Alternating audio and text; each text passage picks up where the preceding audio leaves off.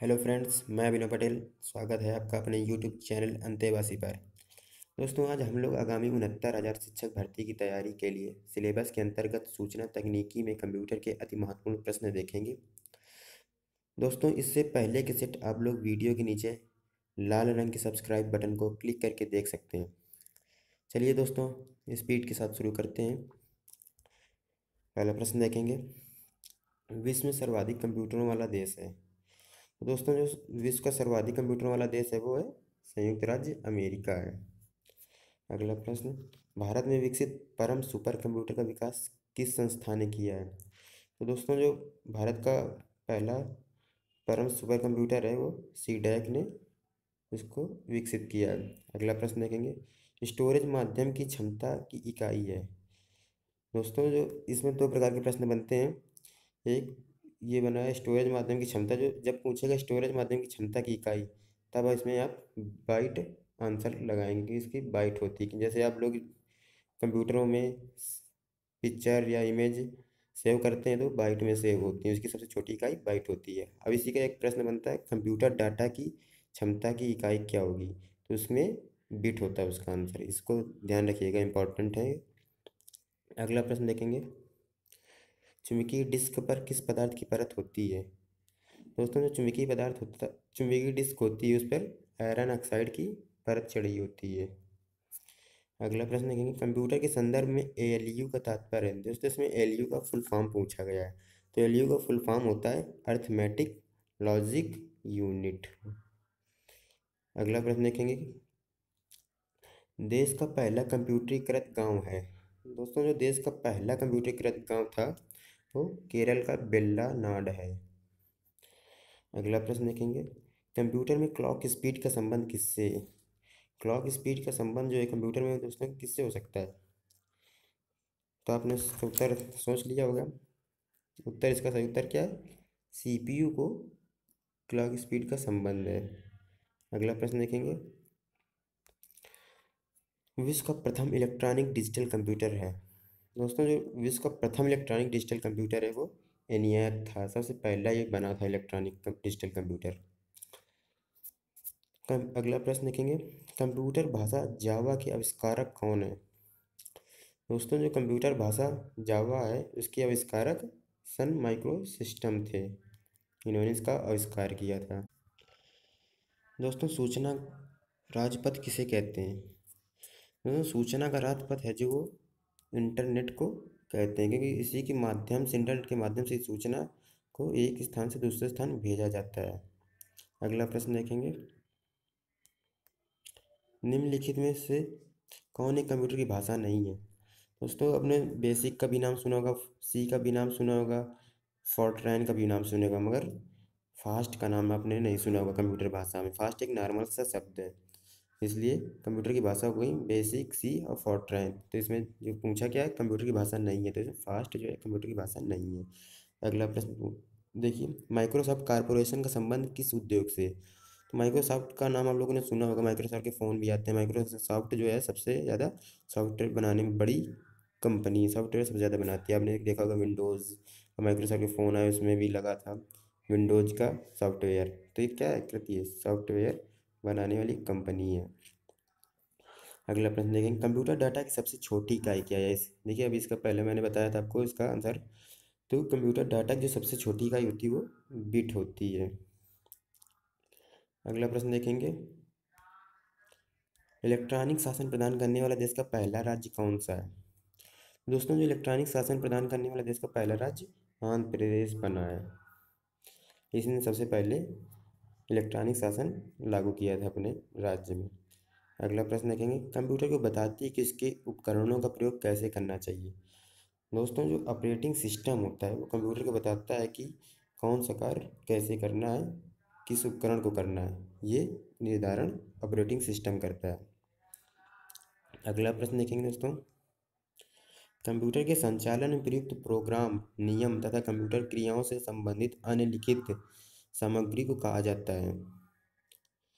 दोस्तों, जो ये नियम, कंप्यूटर क्रियाएं जो हैं, प्रोग्राम होते हैं, ये इनको जो सम्मिलित रूप होता है इसको हम लोग सॉफ्टवेयर कहते हैं। सॉफ्टवेयर होते हैं जिसकी मदद से हम लोग अपने काम कर पाते हैं। जैसे मोबाइल में एप्लीकेशन होते हैं, ये भी एक नियम के आधार पर चलते हैं, प्रोग्राम होते हैं कि। अगला प्रश्न देखेंगे, सुपर कंप्यूटर अन्य कंप्यूटरों से किस संदर्भ में भिन्न होता है।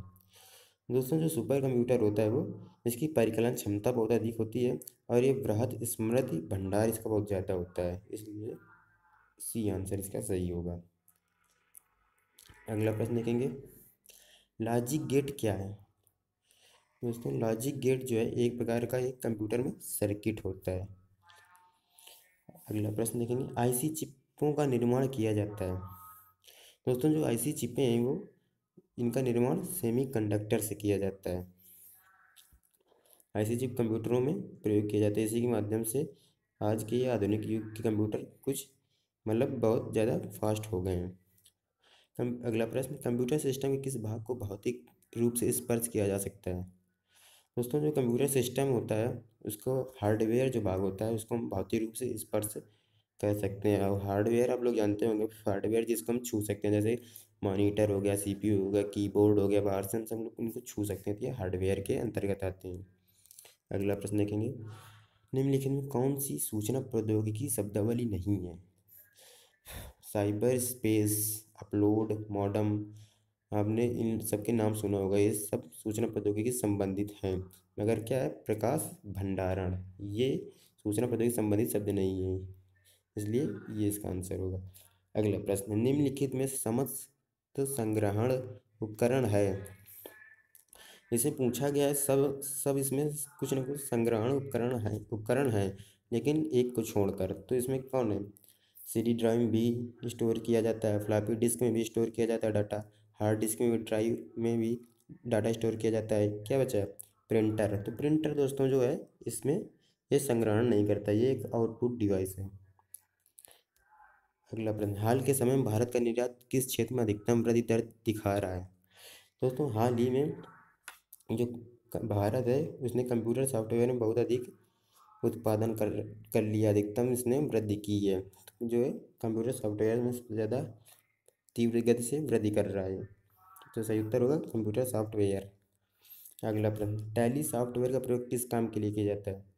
दोस्तों, जो टैली सॉफ्टवेयर होता है उसका अकाउंटिंग के काम के लिए प्रयोग किया जाता है इसका। अगला प्रश्न है कि निम्न में से कौन सा माउस जैसा कार्य करता है।